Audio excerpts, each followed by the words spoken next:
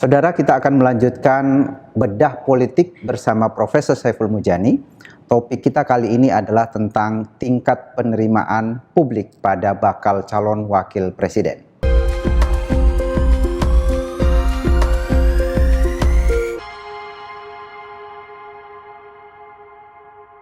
Profesor Saiful, minggu lalu kita membahas tentang efek calon atau bakal calon wakil presiden pada pasangannya masing-masing, dan kesimpulannya minggu lalu adalah ternyata tidak punya efek yang signifikan atau belum punya efek yang signifikan sampai hari ini. Nah, sekarang kita ingin melanjutkan pembahasan itu, Profesor. Pertanyaan saya minggu lalu adalah apa penyebab terhadap tidak signifikannya pengaruh dari bakal calon wakil presiden itu. Apakah ini ada hubungannya misalnya dengan tingkat pengetahuan publik atau likability, kualitas personal pada mereka di mata publik begitu? Apakah itu ada hubungan ke sana, dan bagaimana kondisinya ya pada masing-masing bakal calon wakil presiden ini? Kemudian pertanyaan yang kedua ini juga saya kira merespon ya pembicaraan publik belakangan ini adalah tentang efek dari generasi. Kita tahu bahwa Prabowo Subianto yang terakhir ke KPU kemarin itu membawa Gibran yang merupakan berasal dari generasi milenial gitu, baru 37 tahun umurnya, sangat muda begitu. Mungkin banyak orang yang mengatakan bahwa mungkin ini akan ada efeknya pada generasi milenial atau generasi Z yang jumlahnya pada pemilu nanti ini cukup besar, di atas 50%, bahkan 59%. Nah, apakah ada data yang bisa kita kemukakan tentang preferensi pemilih muda ini, Profesor? Oke, Bung Sediman. Pertanyaan yang pertama tadi, mengapa bakal calon wakil ini belum bisa membantu mengangkat elektabilitas pasangan mereka masing-masing? Kira-kira begitu. Gibran belum membantu Prabowo. Ketika dipasangkan, elektabilitas pasangan ini tidak lebih baik dibandingkan dengan elektabilitas Prabowo sendiri. Demikian juga untuk kasus Ganjar dengan Mahfud. Ketika dipasangkan dengan Mahfud, elektabilitas pasangan Ganjar Mahfud tidak lebih tinggi dari elektabilitas dari Ganjar sendiri. Demikian juga untuk pasangan Amin gitu ya. Ketika Caimin dipasangkan dengan Anies Baswedan, elektabilitas pasangan ini tidak lebih baik dari elektabilitas Anies sendirian. Kira-kira begitu. Itu yang kita temukan dari data awal Oktober, Bung Saidiman. Sekarang kita belum tahu. Kita belum punya data setelah pasangan-pasangan ini didaftarkan KPU. Kita akan cek minggu depan soal itu ya. Kita sekarang sedang di lapangan. Nah, pertanyaannya kenapa tidak terjadi ya sumbangan itu dari masing-masing calon wakil presiden? Salah satu jawabannya adalah fakta bahwa untuk bisa kompetitif gitu ya elektabilitasnya, seorang calon wakil maupun calon presidennya sendiri itu tingkat kedikenalannya oleh publik harus kompetitif, harus tinggi gitu ya, kira-kira begitu. Nah, dalam soal ini di data yang kita punya, Bung Saidiman, elektabilitas calon presidennya kita tahu kan, udah hafal lah kita, karena sering.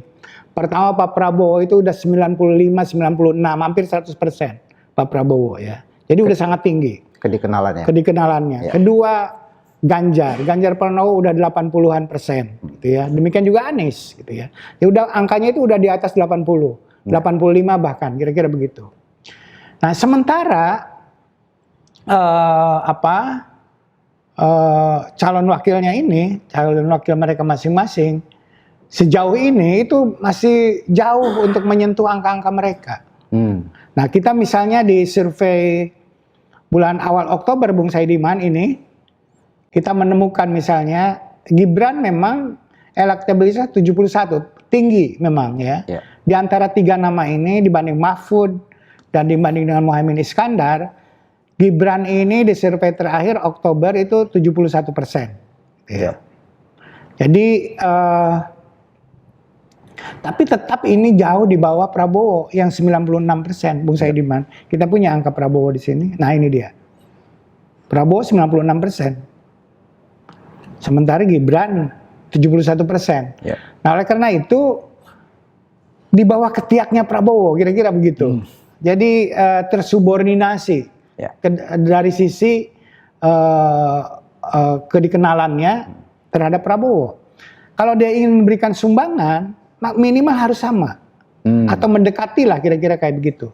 Jadi tidak tersubordinasi ke dalam Prabowo sendiri. Itu pertama, Bung Saidiman. Yang kedua, kita lihat di sini Mahfud MD.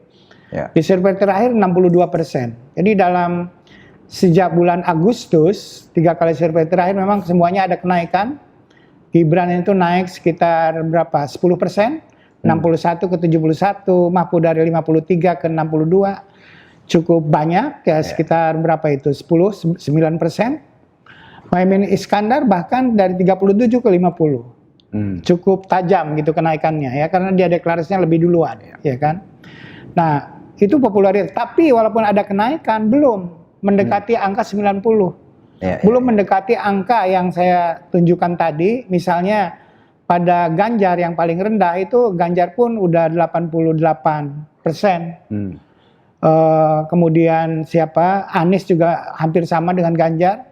Nah, Prabowo 96. Jadi harus masuk ke angka mendekati 90-an begitu Bung Saidiman ya. Jadi itu syarat minimal.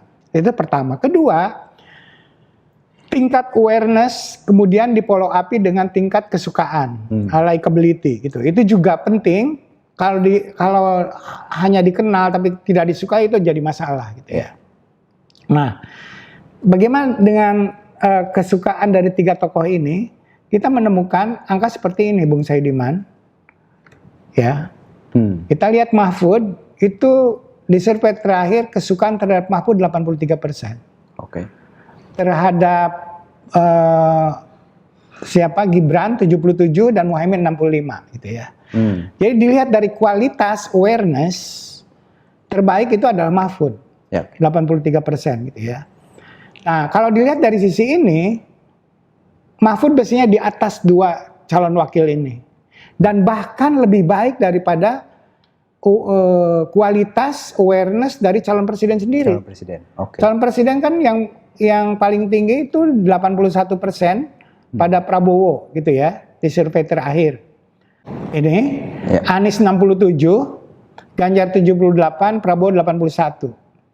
Nah, sementara kedisukaan pada Mahfud itu 83. Jadi di atas Prabowo gitu ya. Di atas Ganjar. Nah, sementara itu Gibran itu di bawah Ganjar sendiri, kira-kira begitu. Nah, dilihat dari sisi ini, secara kualitas Mahfud merupakan pasangan yang cukup ideal. Karena dia punya nilai tambah, nilai lebih dibanding wakil yang lain. Dan bahkan dibanding dengan calon presidennya sendiri.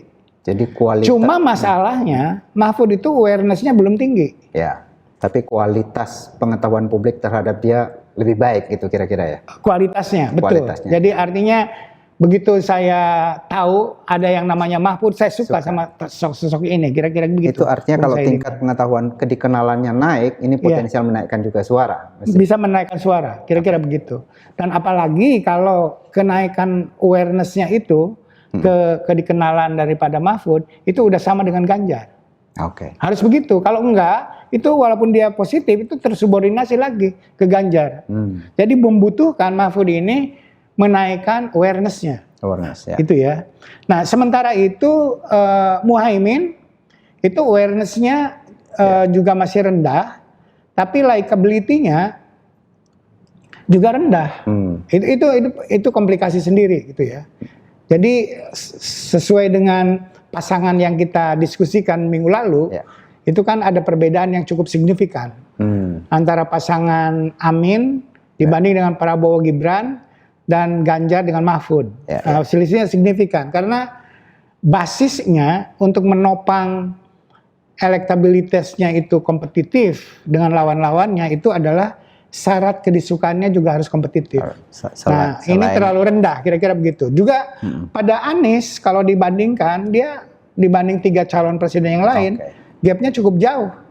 Dengan Ganjar lebih dari 10%, dengan Prabowo juga demikian, kira-kira begitu. Nah ini masalah yang dihadapi oleh Anies dan Imin, gitu ya, dengan Caimin sejauh ini, yang membuat mereka tidak kompetitif karena likability-nya itu kurang kompetitif, kurang bagus, kira-kira begitu. Minimal harus mendekati likability-nya ini, Anies harus mendekati Ganjar dan harus mendekati Prabowo.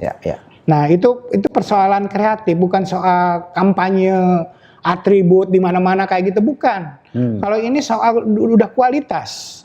Bagaimana meng-create agar orang senang sama Caimin, agar orang senang sama Anies. Itu caranya banyak. Itu konten-konten yang orang-orang kreatif itu dibutuhkan dalam konteks seperti itu, Bung Saidiman ya.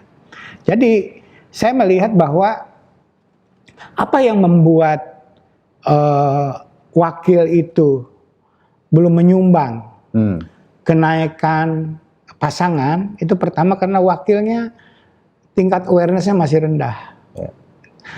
Itu satu. Walaupun tingkat kesukaannya itu lebih tinggi daripada calon presiden sendiri untuk kasus Mahfud, tapi Mahfud awareness-nya masih terlalu rendah. Oleh karena itu tugas Mahfud adalah menaikkan awareness. Sementara Caimin menaikkan awareness dan menaikkan kualitasnya, likability-nya. Demikian juga Gibran. Itu Bung Saidiman. Itu sumber masalahnya. Nah, pertanyaan yang kedua yang Anda ajukan tadi, apakah Gibran sebagai calon yang relatif sangat muda begitu, itu mencerminkan subjektivitas generasi, dalam hal ini generasi milenial dan generasi Gen Z gitu ya, pemilih pemula, kira-kira begitu. Orang yang berumur 40 tahun ke bawah, kira-kira apa?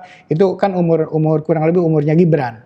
Jadi ada yang tadi seperti Anda katakan, ada yang berargumen bahwa Gibran ini akan memperkuat Prabowo karena Prabowo adalah representasi dari generasi yang lebih senior, gitu ya. Gibran representasi generasi yang lebih muda, lebih junior, kira-kira kayak gitu. Kombinasi ada keduanya lengkap. Ini paket lengkap, kira-kira kan begitu. Nah, menurut opini, kira-kira. Nah, kita lihat faktanya, Bung Saidiman. Dan sebaliknya, Ganjar dengan Mahfud. Ganjar dengan Mahfud itu, Ganjar umurnya di atas 50, ya kan?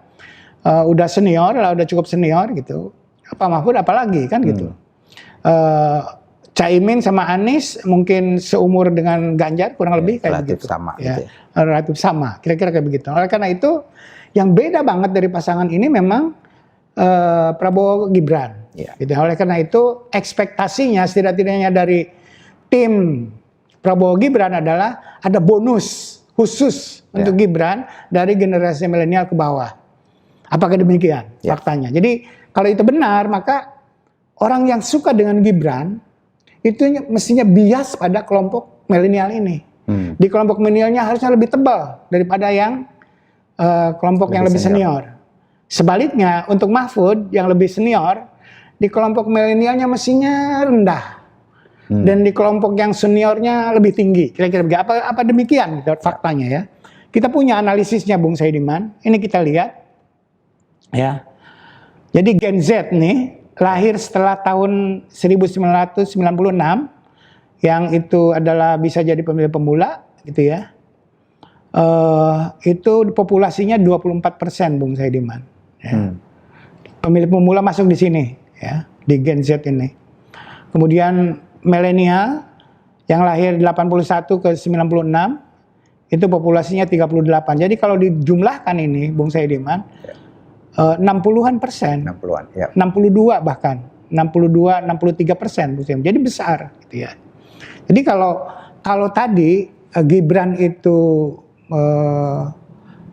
merepresentasikan subjektivitas dari generasi milenial ke bawah, wah itu besar sekali, mestinya gitu menang ya. mutlak ini. Mestinya menang dengan meyakinkan, kira-kira begitu. Ini ya teorinya, kira-kira begitu ya. Cuma masalahnya apakah orang milenial ke bawah itu menganggap Gibran mewakili mereka atau tidak? Nah, itu pertanyaan berikutnya gitu ya. Kita lihat faktanya untuk sementara ini adalah bahwa kita lihat kesukaannya, tingkat kesukaannya ya. Bukan awareness. Awareness itu tidak, walaupun penting, tapi yang paling dalam itu ada tingkat kesukaan. Nih kita lihat pada Muhaimin Iskandar Gen Z yang suka sama Muhaimin Iskandar 61. Generasi milenial 66. Oke, ada selisih memang, tapi cuma 5%, tidak terlalu besar, gitu ya. Bahkan di generasi yang Gen X ini 64, baby boomer 66, gitu ya. Jadi tidak tuh antara generasi milenial dengan generasi baby boomer itu kurang lebih sama, 66-66. Jadi perbedaan generasi artinya tidak signifikan untuk Caimin, gitu ya. Oke, tapi secara mutlak, secara keseluruhan angkanya di kisaran antara 61 dan 66. Orang yang suka sama Caimin, kira-kira begitu ya angkanya. Nah, kemudian pada Mahfud, ini menarik pada Mahfud ini.